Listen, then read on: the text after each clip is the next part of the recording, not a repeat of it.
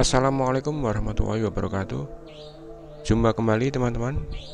Di sini kita akan mendengarkan jawaban dari Gus Baha tentang kenapa Gus Baha sampai saat ini tidak mempunyai media sosial, ya, entah itu Facebook, Twitter, Instagram dan lain-lain. Selanjutnya kita simak bareng-bareng sampai selesai. Assalamualaikum warahmatullahi wabarakatuh. Bismillahirrahmanirrahim. Tabarakalladzi nazzala al-furqana ala 'abdihi liyakuna lin-nabiyina nadhira. Allahumma shalli ala sayyidina Muhammadin wa ala alihi wa sahbihi wa sallim asma'in wa ba'du. Yang kita hormati bersama Syekhina Murabbi Ruhina Kiai Haji Maimun Zubair wa ahli baiti. Juga enggak lupa Mas Hakim sebagai direktur atau termasuk penguasa, ya. Penguasa TV 9 yang tadi mempromosikan TV 9. Karena ini nuansanya seminar, maka saya punya pemikiran yang berbeda biar kesannya itu udah kong kali kong. Saya melihat bahwa kita ini sudah subjek bukan objek. Karena setahu saya santri-santri itu misalnya ngapalkan alfiah capek terus manfaatkan lihat sinetron. Jadi mereka itu alat untuk kita terhibur. Bukan kita diperalat sinetron tapi kita memperalat sinetron. Misalnya tadi beliau cerita bapak-bapak jadi korban karena ibu-ibu melihat bapak-bapak yang ganteng pakai jas uangnya banyak. Sebetulnya ibu-ibu juga jadi korban karena nggak secantik yang di TV. jadi ini penting saya ketahui. Begitu juga melihat Real Madrid misalnya. Kita ini kalau ngidolakan pemain lokal, kan datangkan pelatih, ngelatih itu mahal, bikin stadion mahal. Mendingan ngidolakan yang sudah jadi. Lagi-lagi mereka kita jadikan objek dari keinginan kita yang nggak mau repot-repot, ya beli yang instan gitu. Jadi ini mungkin yang saya beda dengan beliau. Saya ini sering ketemu para dokter, para profesor di Jogja. Bahkan saya bikin komunitas grup diskusi kematian. Itu profesor-profesor yang mau mati itu sering diskusi sama saya. Kenapa ini penting? Karena mereka bilang gini, Pak Bahak, dunia ini pasti kita tinggalkan saja, perumusnya banyak. Masa kematian yang kita songsong nggak ada perumusnya gitu. Makanya kita bikin tim perumus kematian. Terus saya bilang, ini bedanya profesor sama intelektual. Kalau intelektual itu diskusikan yang profan, dunia itu profan, nanti habis. Kalau kematian itu abadi. Maka untuk orang jadi profesor, sarannya harus tahu tentang kematian. Dari provokasi ini banyak teman-teman diskusi kematian ini. Ini penting saya utarakan karena dunia apapun hebatnya seperti yang dipandang Mas Hakim bisa dibalik juga. Misalnya orang bilang Israel nggak bisa dikalahkan, sebetulnya hingga sekarang pun Palestina nggak bisa dikalahkan. Hebatnya apa Israel? Nyatanya tidak bisa menghilangkan Palestina, paling di Google dihapus itu saja. Sama, apa sih hebatnya punya TV banyak, pemirsanya banyak? Sebetulnya TV itu menggantung banyak pemirsa dan itu kita. Sebetulnya mereka yang bergantung kita apa kita yang bergantung mereka? Zaman ibu-ibu belum ada sinetron, mereka terhibur, ngerasani tonggo, petanan, macam-macam.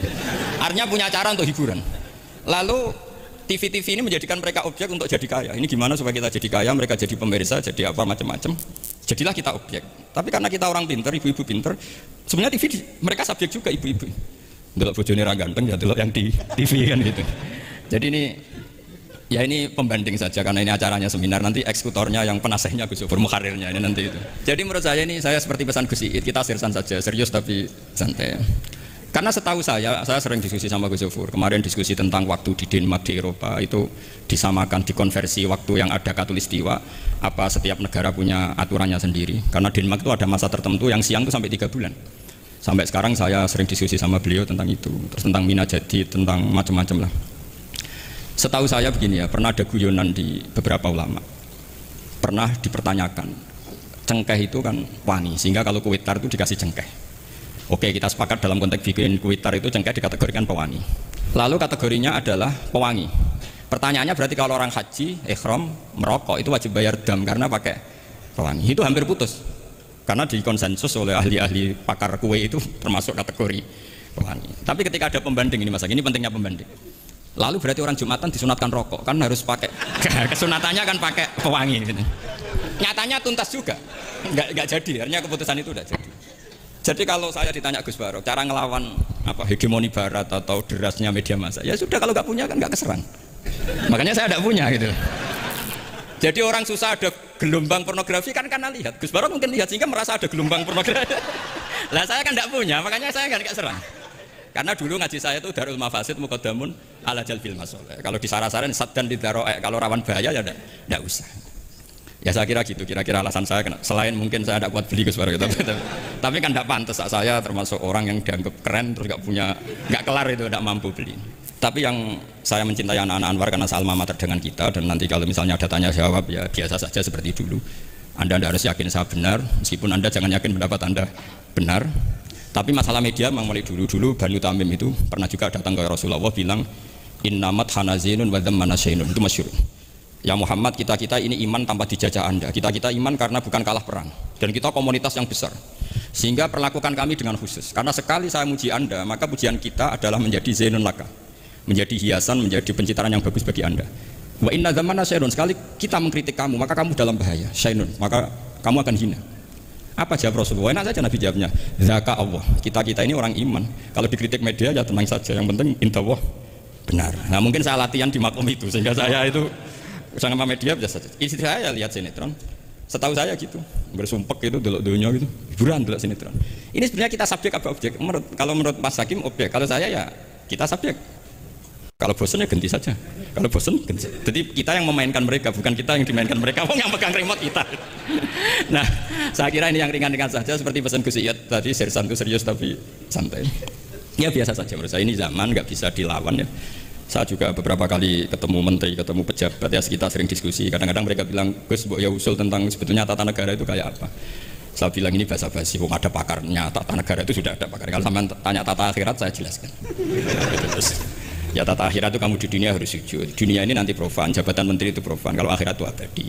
Akhirnya ngaji sama saya. Enggak bab itu tapi ini penting. Bagaimanapun kita umatnya Nabi yang diamanati menyelamatkan umat ini sampai dunia akhirat.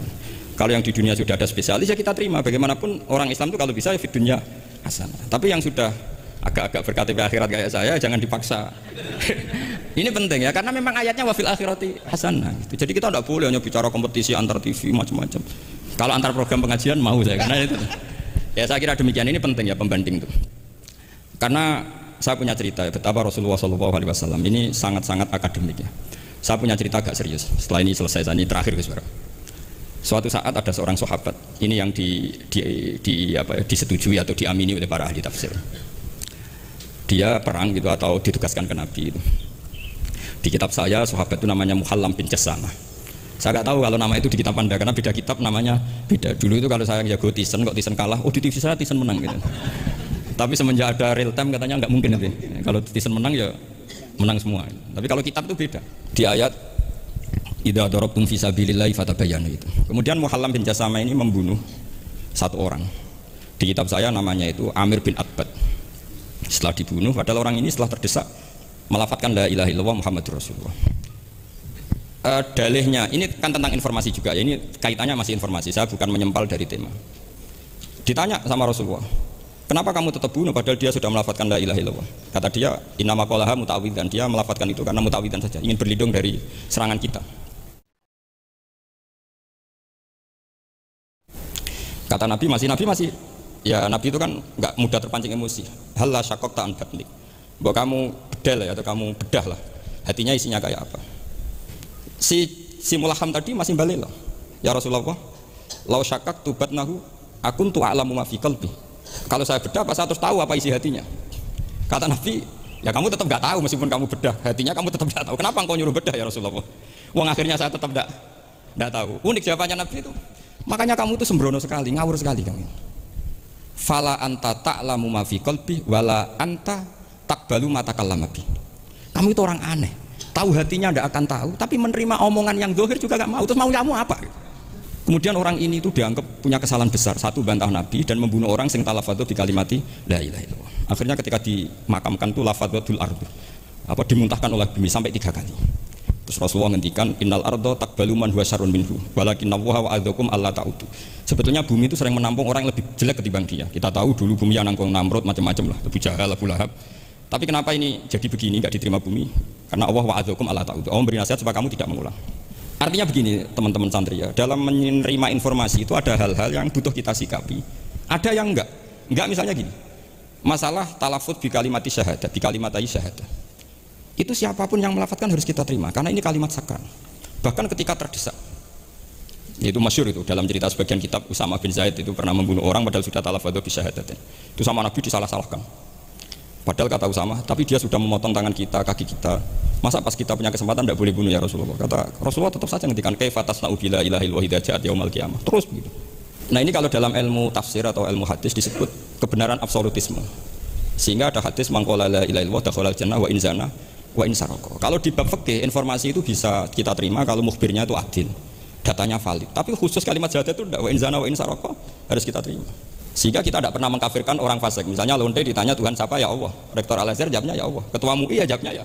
Jangan karena misalnya copet bilang Tuhan itu Allah, terus MUI bilang, wah saya tak jawab yang lain dah, nanti sama gitu. Saya pernah ditanya sama dosen di Jogja, Pak Bahak, kenapa ada kata wa in zana wa in saroko? Kesannya itu Islam membolehkan zina. Terus saya bilang, ini contoh absolutisme kebenaran. Jadi kalau kebenaran itu absolut, kita terima dari siapa saja. Tukang becak ngomong tambah 2 ya 4. Lonte bilang 4, pakar matematika, rektor UGM nanti ya bilang 4. Sama. La ilaha illallah itu kalimat yang absolut.